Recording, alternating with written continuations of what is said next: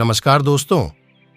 कहा जाता है कि क्रोध विवेक को खा जाता है, सोचने समझने की शक्ति नष्ट हो जाती है। क्रोध से बहुत बड़ी गलती हो जाती है, बाद में इसका भयंकर पछतावा होता है। आज का कहानी क्रोध पर आधारित है। एक दिन महात्मा बुद्ध अपने शिष्यों के साथ एकदम शांत बैठे हुए थे।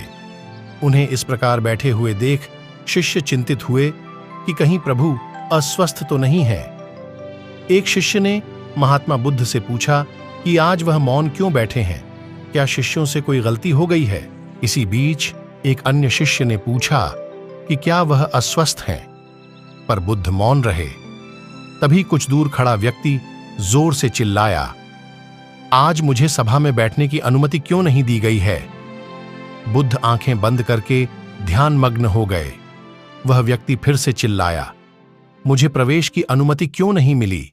इसी बीच एक उदार शिष्य ने उसका पक्ष लेते हुए कहा कि उसे सभा में आने की अनुमति प्रदान की जाए। बुद्ध ने आंखें खोलीं और बोले, नहीं, वह अछूत है, उसे आज्ञा नहीं दी जा सकती। यह सुनकर शिष्यों को बड़ा आश्चर्य हुआ। बुद्ध उनके मन का भाव समझ गए और बोले, हां, वह अछूत है। इस पर कई शिष्य बोले, हमारे आश्रम में जात पात का कोई भेद ही नहीं, फिर वह अछूत कैसे हो गया।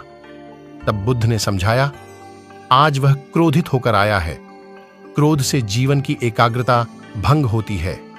क्रोधी व्यक्ति प्रायः मानसिक हिंसा कर बैठता है, इसलिए जब तक वह क्रोध में रहता है तब तक अछूत होता है। इसलिए उसे कुछ समय एकांत में खड़े रहना चाहिए। क्रोधित शिष्य भी बुद्ध की बातें सुन रहा था।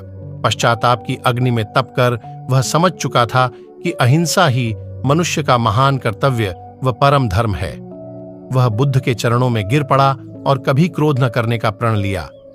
इसलिए साथियों, क्रोध को हमेशा काबू में रखना चाहिए। इससे तन धन मन तीनों की हानि होती है। क्रोध से अनर्थ हो सकता है, इससे सबको बच के रहना चाहिए। धन्यवाद।